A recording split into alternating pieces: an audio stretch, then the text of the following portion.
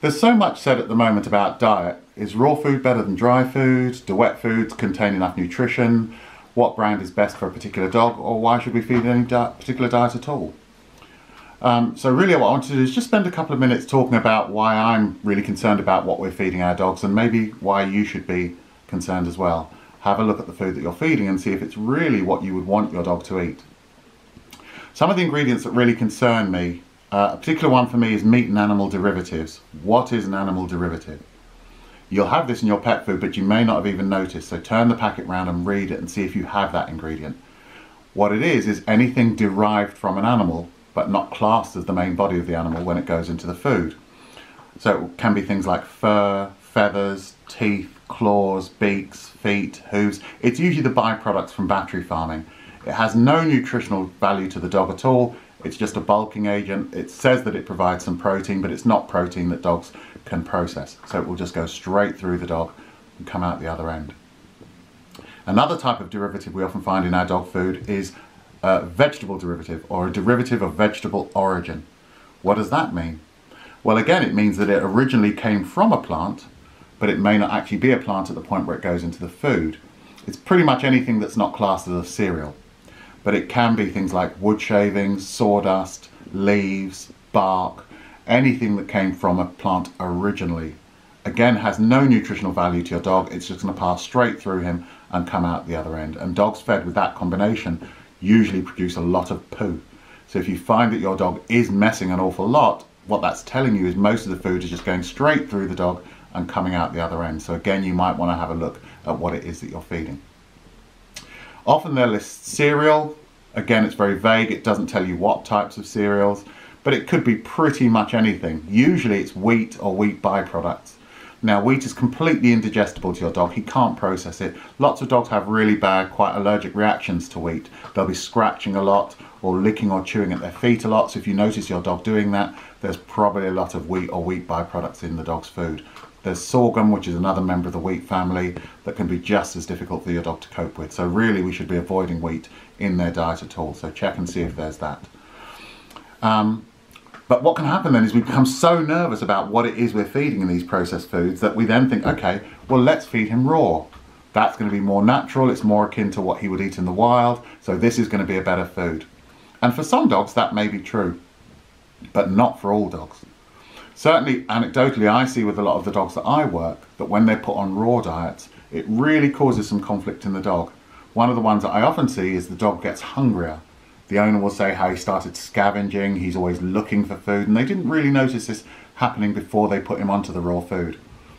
Part of the reason for that, I think, is because raw food digests much more quickly than processed or dried foods. So the dog burns it up really fast, so he's now looking for more food, not because he has a behavioural issue, but he's genuinely hungry. If you think about the way a predator would eat in the wild, it would gorge itself on food until its belly was distended, until it couldn't move from the amount of food it's eaten. And then what all predators do once they've finished eating, they sleep. And there's a reason why they all do that.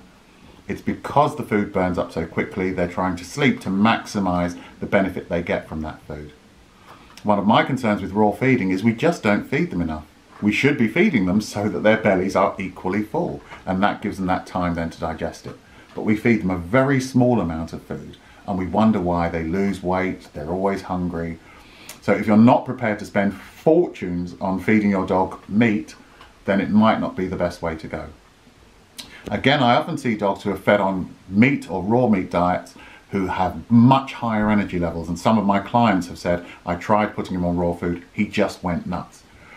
The higher protein levels can affect some dogs and make them very hyper, but it's also, like in humans, been known to affect things like anxiety, increase arousal, and even contribute to aggression. So if you've got a dog that's got any of those issues, my advice would be probably look other than on raw feeding. But I think for older dogs who maybe don't process that protein as quickly, maybe who are a little bit fussier, who don't need so much energy, you might find that raw feeding works very well for that dog. What about veterinary recommended foods then? Because a lot of us say, okay, well now I'm worried about feeding processed foods. I'm now worried about feeding raw food.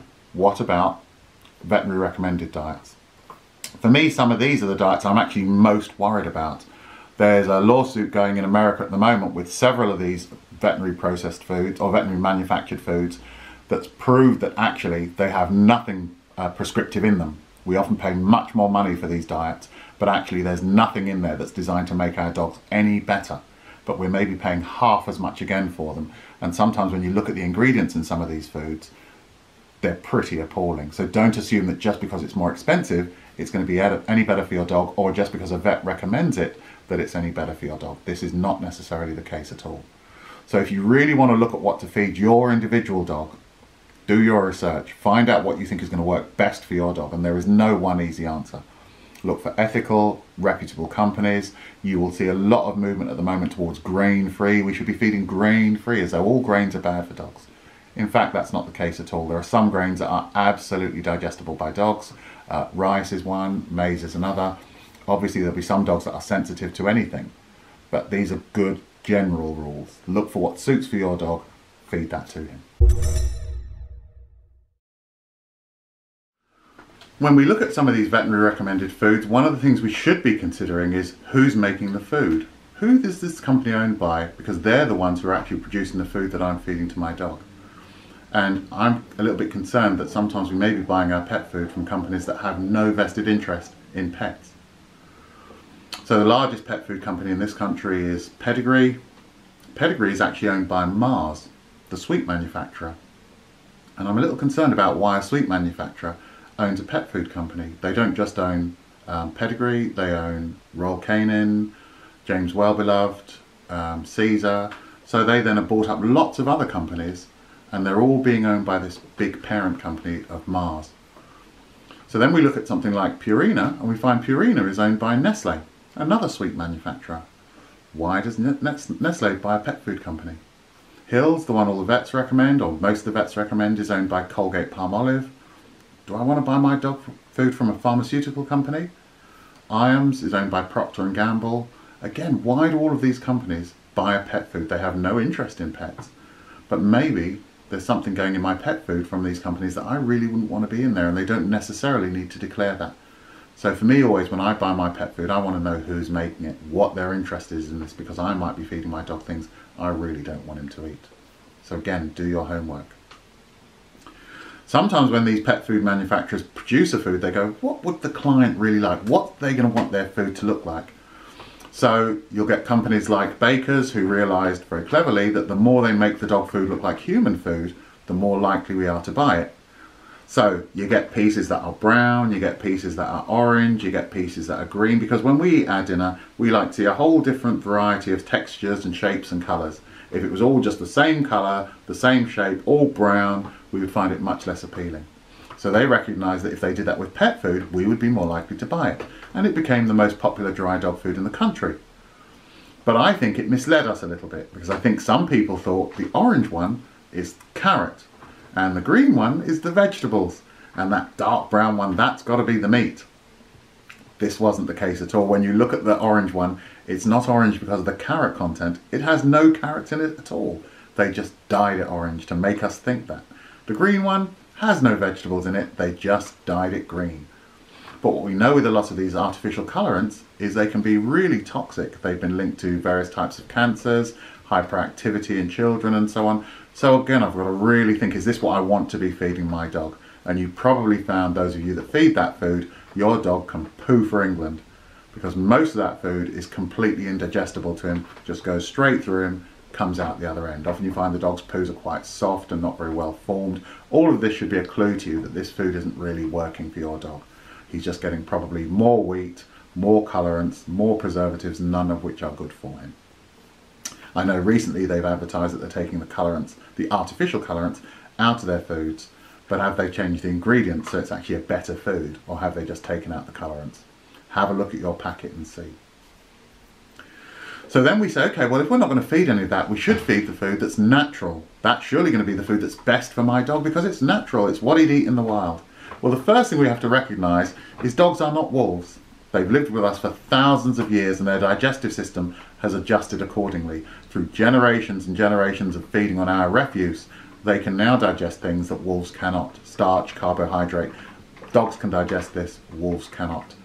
So I'm not convinced that this going down the raw food route is necessarily the right for our dogs, because it isn't necessarily natural. Most raw-based diets are based around chicken. Chicken is not a natural food for a dog. Dogs can't catch birds. Birds are not a natural diet. This is something that we've created, a manufactured bird that we now say is natural for the dog. In fact, chicken is the meat that dogs are most intolerant to. So if your dog is going to have a problem with tolerance to meat, it's probably going to be chicken. So again, do we want to feed a diet that is primarily that? He doesn't go out with his little net hunting chickens. This is not something that either he or his ancestors would have eaten. They might have come across the odd dead one, and of course they would, but it wouldn't have formed a part of their diet. And many of the things that go into raw food are not natural at all.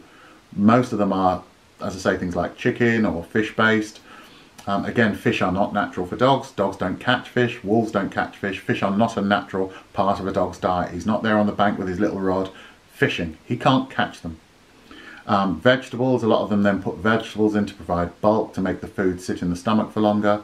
What canid would eat vegetables? What canid's prey would eat vegetables? These are no more natural for the dog than dry food is. It's just a different type of food processing. So again, this is one of these things we really need to not be swayed by the clever labelling and actually look at what's best for our dog. And natural, inverted commas, isn't necessarily the answer. So now some of you are probably horrified, you probably are upset at what you've been feeding, you realise you've been duped, and you want to change your dog's food today. I'm not feeding him that food for another meal. But be cautious. Remember, if you change your dog's diet too suddenly, the first thing that's probably going to happen is he's going to get diarrhea. It'll upset him, and then that may go on for several days. We don't want to do that. So if you decide you want to change it, you must wean him over gradually, maybe even over a couple of weeks, a little bit at a time. 80 of his old food, 20% of his new one, then 70-30, 60-40, and gradually wean him across. It may mean you have to carry on feeding him something you don't want to, but you've probably been feeding it for months or even years, so a couple more weeks is probably not going to do any harm. But we really do need to start looking at this and wondering, okay, am I sure I'm okay? The difficulty with the packaging is that EU law says that they don't have to declare anything under 4%, which obviously can be quite a lot. But often when you read the ingredients and you start to add it up, you realise it doesn't come to anywhere near 100%. And often they'll only list the percentages for the main ingredients. They'll list it for the chicken, they'll list it for the grain, whichever one it is. And then all the others don't have an indication of what percentages they are. And it means that they can very easily keep stuff in there under 4% that we don't even know is in there because they don't have to list it. But my thing always is, if I look at the things they have listed and I'm unhappy with those, then who knows what's in there under 4%. So as soon as I start to see things that I'm not happy with, or I find some products in their range that I think have awful ingredients, then I suspect the others probably do too, but just under 4%. Sometimes I see companies where they'll list one food that they say is all natural and all organic, but I think, but I've seen you've made 6 other products that are awful. So this one that claims to be healthy is probably just healthy above 4%. So do what I did when I started looking at what goes into pet foods. When I first started studying this, all I would do is I would go to the client's house, I would look at their packet, I would write down any terms that I didn't recognise, I'd come home and look them up on my computer. What are derivatives? And you can do the same thing. Spend that little bit of time looking at your packaging, and if you're not sure what those terms mean, just look them up online. And if you enjoyed this video, please don't forget to press the like button. Thank you.